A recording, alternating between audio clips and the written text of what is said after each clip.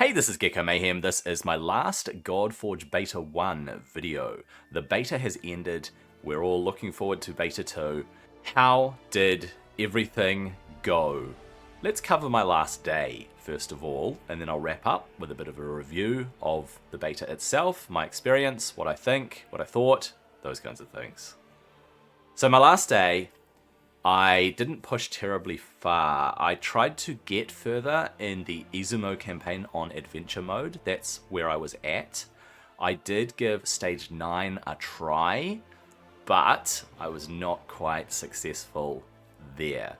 I did take Ryujin, my defender dragon, to level 60. So I 6-starred him, managed to do that, and I felt that he was a fair bit stronger in that regard. I tried to retain accuracy on him so that he could land his attack down. Now this is something I have talked about quite a lot. It is annoying, especially on an epic or a legendary, when you have to rely on RNG to land debuffs and disables. Pandora is fantastic, because I believe she has a 100% chance on her ultimate to land disables on enemies. Other heroes do not have a 100% chance. Even if somehow you manage to get the resources to get Mordred to maxed abilities, he still only has a 75% chance to land his confusion, and it's only for one turn as well. And this is the case in many heroes in the game currently. Fateless, you need to change this. We need a way to get our heroes' abilities to 100% to land debuffs and disables. Everything else can be balanced around that, but the game is just not fun, or as fun as it could be if you can reliably land those things that are going to help you push past content. I had to spend so much time on specific campaign stages because the only way to get past them was to land disables as early as possible to control the enemies. And if you couldn't land them on the right hero or the right enemies, or if you just didn't land them on enough enemies, you would get one shot. And that's another thing. Adventure mode is over-tuned. The enemies have far too much health, they have far too much defense, and if they can one-shot you, or two-shot you, if two enemies get a turn and your team is completely wiped out, that is really, really difficult. And so, I had the strategy of bringing in 2 disruptors to try to control the flow of battle in adventure mode, and still, because of the RNG of debuffs and disables, I struggled a lot and had to repeat and repeat and repeat those stages until RNG fell in my favor, and that's not fun. So I got a little bit into campaign, 6-starred Ryujin, farmed the dungeons a little bit. I was aiming for a few things on my last day. One of which was as many rubies as I could get so that I could get some final ancestral ether stones and do my final summoning, and this is what happened. So as you can see, I'm in my sanctum here. I went into the ruby shop and I started buying up ancestral packs. Now I did not quite get the 2.4k rubies I needed to snag that ancestral 30 pack, but I did get 26, and I was left with just 20 rubies there. So I managed to get 26 ancestral stones here. Now before I summoned from those ancestral stones, I had 500 echo fragments. I went in and I grabbed myself King Arthur. So I pulled myself King Arthur, and that's when I completed the mission to summon a legendary hero. Now more on that later, the missions and my pursuit there. But I pulled King Arthur because I felt that he was going to pair well with Vivian come Beta 2. And I went through his kit like this. So he places Intercept on the ally with the highest faith, which is cool. He does an AoE attack with a chance to place 2 really good debuffs, attack down and faith down. And on his ultimate, he puts ward on himself, he vanishes the allies, and he has a chance to place Taunt.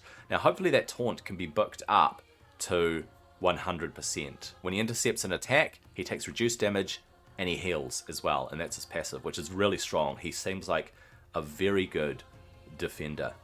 And then I summoned all of my ancestral shards, so we'll just let that run through, and you can see just what I ended up with when I pulled the remaining stones that were on my account.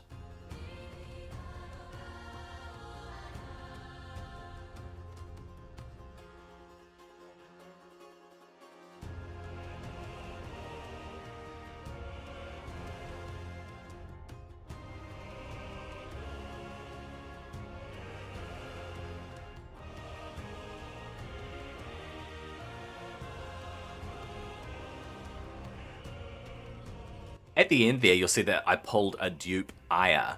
Now, with regard to duplicate heroes and awakenings and everything like that, if you didn't already know, all of the heroes that we managed to acquire in Beta 1, they're going to carry over to Beta 2. They're all going to be reset to no awakening, no ascension, level 1, the basic version of every given hero that you have on your account. But the plan is to get every hero that is in your roster.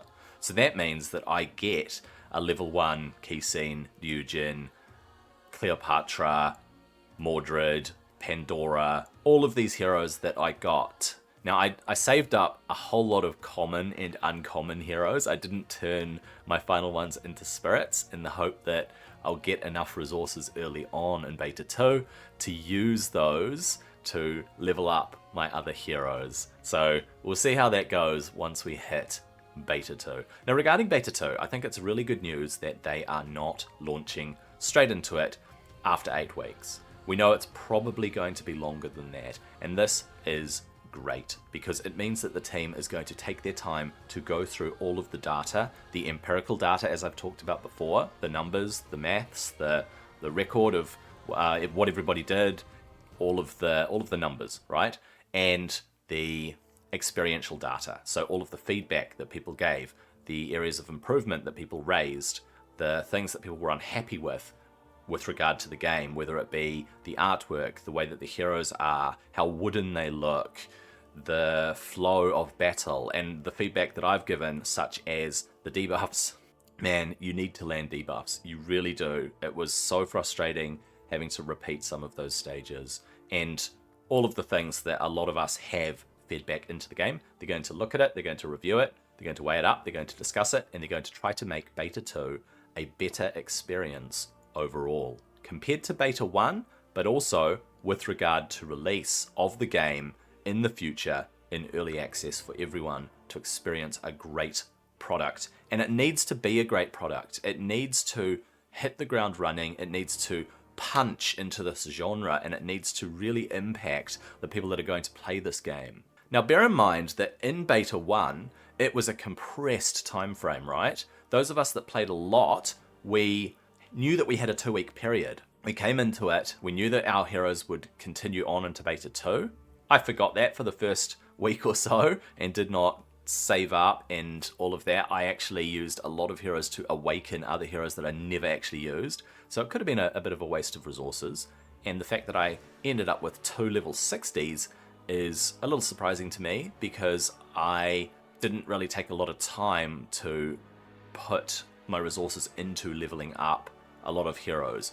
If you'd seen any of my adventure campaign pushes, you would have seen that I had just Keysine at level 60. Everyone else was level 50. And whenever I brought something else in, it was either level 40 or level 50. I didn't actually have a bunch of level 60s to push through adventure mode campaign.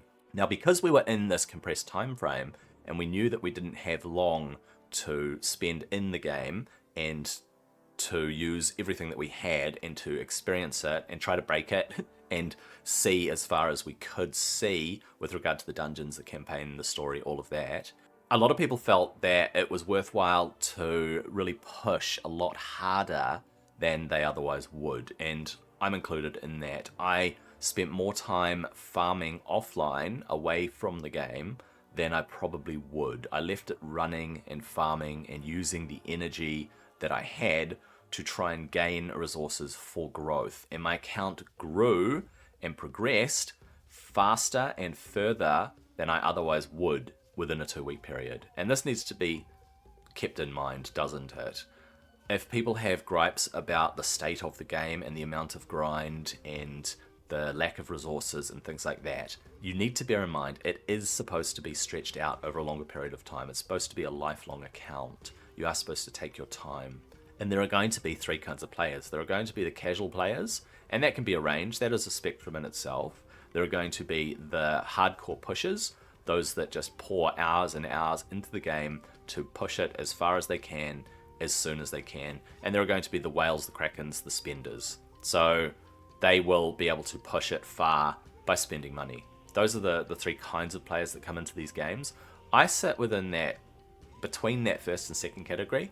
I'm going to slow down a bit when the game gets released, but as a content creator, I want to push far, push hard, overcome challenges, learn the bosses, learn the mechanics, engage with the systems, all of that when the game goes live. Okay, we've covered the campaign, we've covered a bit about my last day. Now, the dungeons. I feel like the dungeons themselves could have a bit more to them. The rift system is nice. You're able to occasionally get into a rift. You're able to build up rift keys. I've given rift feedback before in the past. I don't think we should be able to just constantly collect rift keys to use later. There's not enough of a challenge there. There's not enough incentive and reward there if you can just hit a whole lot of rifts later and expect to get rewarded with the pages that they're giving you to turn into scrolls, to turn into books, and so on, to increase your hero's abilities, which is the whole purpose of collecting those resources via rifts. Hopefully they have other means of gaining scrolls and pages outside of rifts and outside of the seldom gained rewards that we got throughout clearing the campaign and starring the campaign. We did occasionally get scrolls and pages, but it just wasn't as often as I would have liked. I would like multiple other means of getting them to be able to upgrade your hero's abilities. I felt like I didn't, despite all of the rifts that I went into, I didn't have as much of a chance to get as many heroes' abilities upgraded as I would have liked. It felt like I leveled Cleopatra's to max, and then I tried working on Mordred and Dujin, and I struggled there to get their abilities up. Even getting Mordred to fully booked out abilities, he still would have only had a 75% chance to land his confusion on enemies, and that is frustrating. So, we have the rifts within dungeons, and then we have the bosses themselves. Now, I like the simplicity of the mechanics on the bosses. That's good. That's challenging enough, and it is hard to push past some of them by either brute forcing them or bringing in just enough to mitigate what the bosses do. I wish the bosses were more complicated. For example, in Shrine of Hercules, the Dark Tempest there, his main mechanic is his ultimate. And when he does his ultimate, he heals for 50% of his health. And it's annoying if you can't push his health down enough. If you don't have enough damage to push his health down, then he's just going to keep healing because he keeps getting his ultimate. Because you're taking too many turns and his divinity is climbing. And he takes his ultimate and he heals up. And it is difficult once you get to the higher stages to push through that. So you need to land certain debuffs, such as Curse on him to mitigate that healing, and Faith Down to mitigate his divinity climb. And that's true for a lot of the bosses. There are certain debuffs which are really core for a lot of the bosses, and that's Speed Down, Attack Down, Faith Down, Defense Down. Very key debuffs to land on the bosses. And if you had a 100% chance of landing them, you could guarantee killing those bosses when you're at a certain stage and a certain hero level, right? Instead of the RNG of, oh man, Faith Down didn't land 3 times in a row and I just had bad RNG this time and he got his ultimate off and I was completely smashed. So definitely the bosses could do with a bit of work with regard to, I don't know about tuning, but just their mechanics and what they can do. It could be a little bit more complicated than go into Hag's Hollow, smash down the totems, boss dies. Yeah, just a little bit more creativity, a little bit more innovation with the bosses instead of cloning the bosses from Raid. Hag's Hollow, what's that? Oh, that's Spider. The Dark Tempest. Oh, what's that? That's the Spirit Keep boss, right? And when I say Hag's Hollow, the boss is not called Hag's Hollow, that's the dungeon. The boss, I believe, if I can remember this off the top of my head, is Gwrach y Chryban. Welsh speakers, did I get that right? Well, that's the dungeons covered. Let's talk about the systems in the game. I think we'll start with quests. So, we were given daily, weekly, and monthly quests. Pretty common in a genre like this. The daily quests were very achievable. You had to get 6 of the 7 quests that you're randomly given. Quite early on in the beta, they removed the quests that were unattainable to allow us to actually get the daily quests done every day for rewards, so gems and so on. Those juicy rewards that you get from daily logging in, and it's an incentive for people to log in. Weekly quests, a little bit harder, a little bit more dedication, but definitely doable within a week's time frame. And then monthly quests, unfortunately, I forgot that we were changing months from May to June, and that the month was going to reset. In fact, I wasn't aware that this was going to happen, and I was taken by surprise.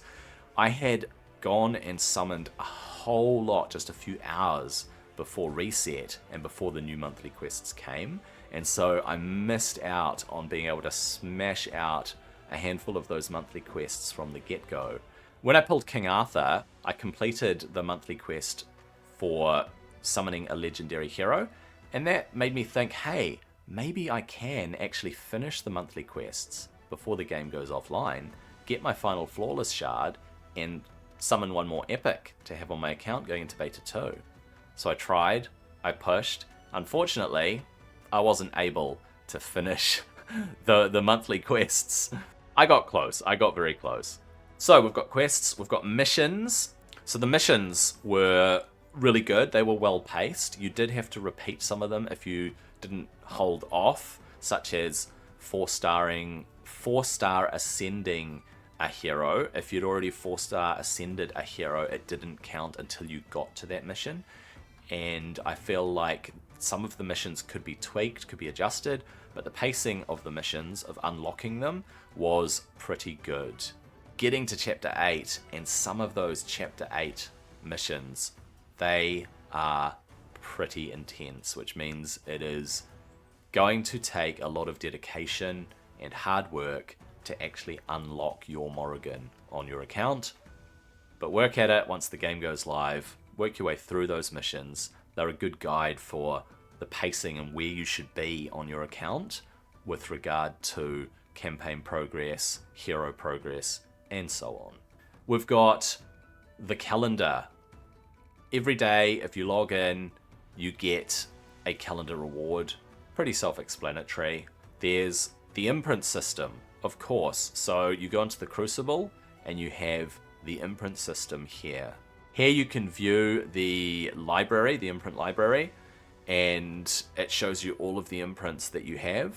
And you can go to the extraction tab and you can choose the imprint that you want, and then you can click extract and it will extract that imprint, and you've got yourself a copy of that hero's passive. It's basically 50% of the hero's passive. That's what an imprint is. And then you can put that imprint onto a weapon in the smithy underneath the imprints tab there in the smithy. Now, speaking of which, we have the smithy itself, which is all about weapons. We did have a chance to pull quite a few weapons. If you farmed Hag's Hollow for Godsteel, you would have been able to forge yourself a whole lot of weapons. One of the things that a few of us learned during the beta was focus on rare weapons, because they're a lot easier to level up. You don't need as many whetstones to level them. You get many copies of them, so you can rank them up a lot more easily. So that's a little piece of advice there.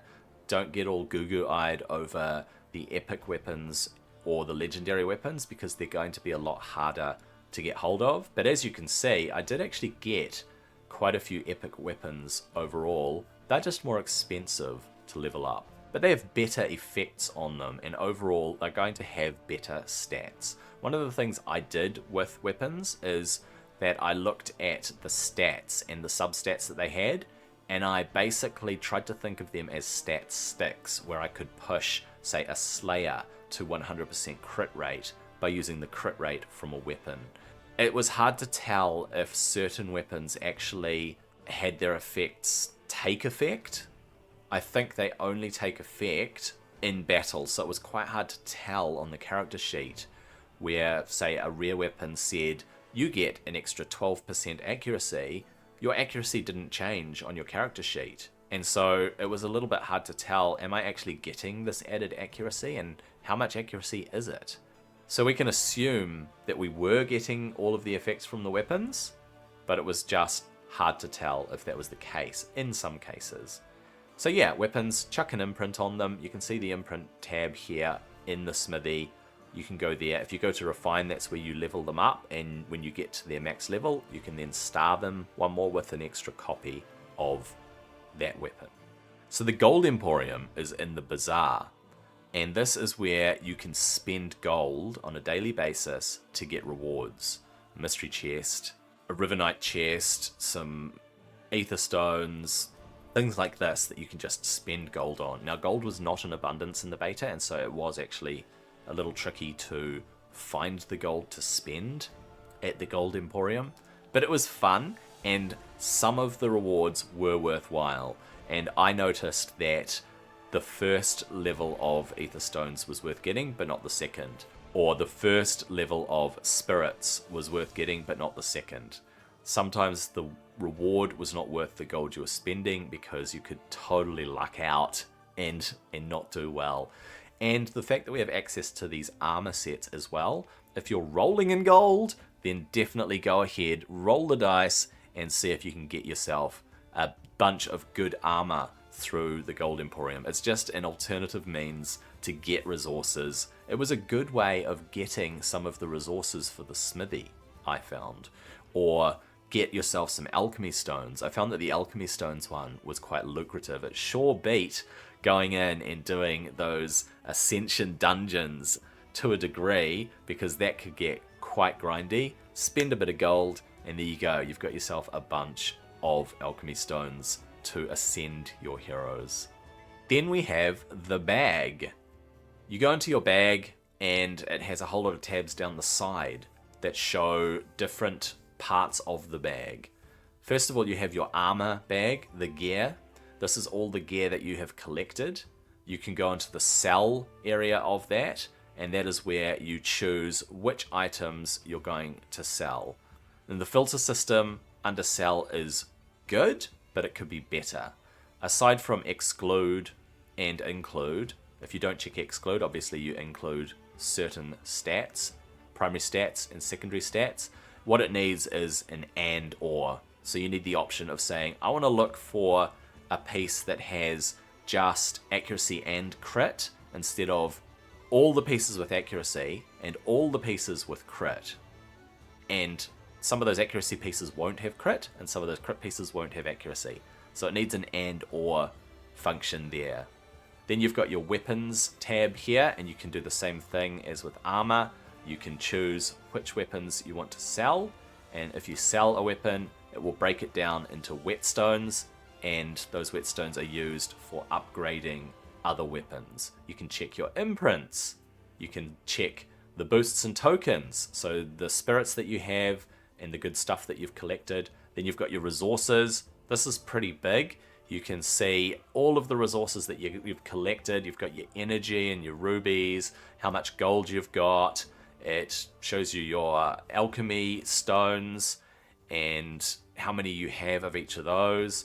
And then tokens of valor are just for the beta, and they'll be spendable later. I mean, you could only achieve them in the beta. All your whetstones for leveling up weapons. All of your Riverknight, perfect, polished, and raw Riverknight that is used for upgrading gear. Then you've got your keys, your rift keys, all of the tomes and books and scrolls.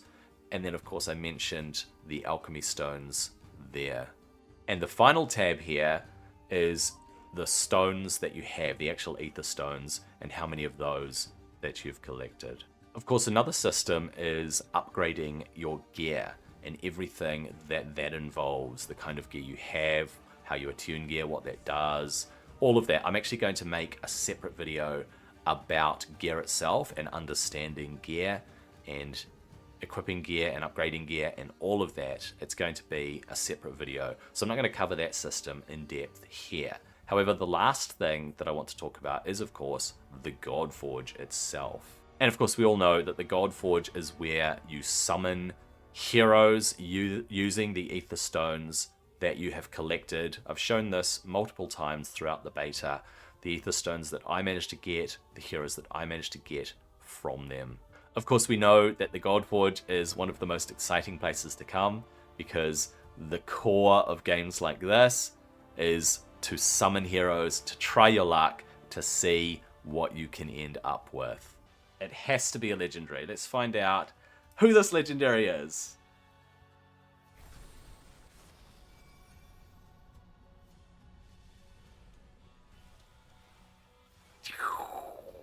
Izanami.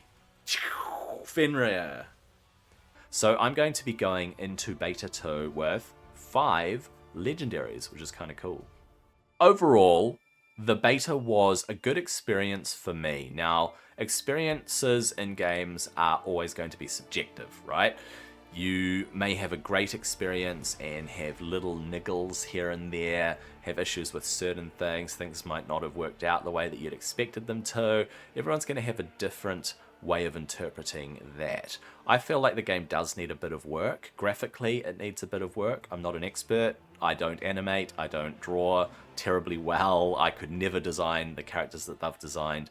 The design team is absolutely fantastic. I think that there is a bit of consistency, especially within the realms, but there definitely needs to be a little bit of work, and this has been evident in being able to play it on the PC and see up close whether the models hold up to scratch, and it feels like they are a bit wooden in some regards. There needs to be a little bit more consistency across the design and things like that.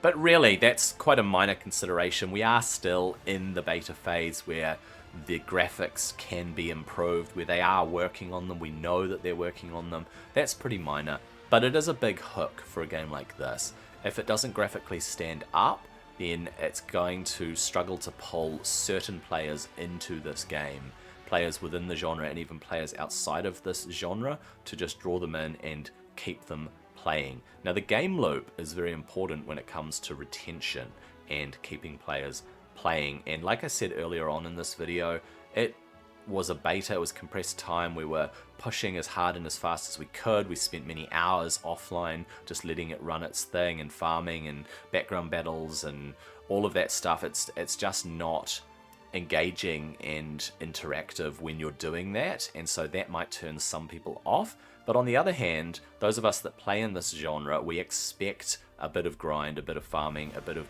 gathering resources over time and just projecting ahead and saying, look, I need to get to this point, and therefore I need to line up these particular goals before I hit that goal. And there is a bit of planning, there's a bit of theory crafting. There are different ways that you can enjoy the game, and overall I definitely enjoyed the beta as a whole. I felt like it was a good experience, it was a fruitful experience. I was able to find a lot of bugs, I was able to give a lot of feedback. I wrote up quite a lot of feedback tickets to give to them to say, look, this user experience is lacking, or look, this user interface is not as good as it could be, it's not as solid, it could be improved in this way. Or I gave feedback such as, yeah, my big debuff gripe, right? Debuffs and disables, we should be able to book them to 100%. For crying out loud, please implement that. Or taking Scuddy in and having a 35% chance or 40% chance to land her freeze, just not great. It just doesn't feel great. So that was probably my biggest pain point overall. Are there any barriers or pain points that people experienced? Absolutely. I hope that people just give feedback from the heart and say, look, my experience was fantastic for this, this, and this, but I had these pain points, and can you please amend things and work on things and improve things so that I'm not experiencing these pain points as much when the game goes into a live state. I'm sure there's a lot more that I could say with regard to my beta experience, but I covered that in all of my recaps over time, in the collab videos that I did with other creators, in my review video, my 7-day review video. I've covered a lot of stuff. I had a great last day. I was pushing right up to the last minute. Like I said, didn't quite get that final flawless, but it was a bit of a push there at the end. I'm looking forward to Beta 2. In the meantime, I am going to be releasing other Godforge videos. I believe I've got enough content to continue to put out videos here and there. Might dive into a little bit of short form content maybe, see if I can grow my channel a bit. Keep an eye on this space. Subscribe if you haven't already. Come back, check out the videos that I do put out between now and Beta 2. I look forward to that, and I look forward to you watching another of my videos. Hope you have a good day. I'll see you on the next one.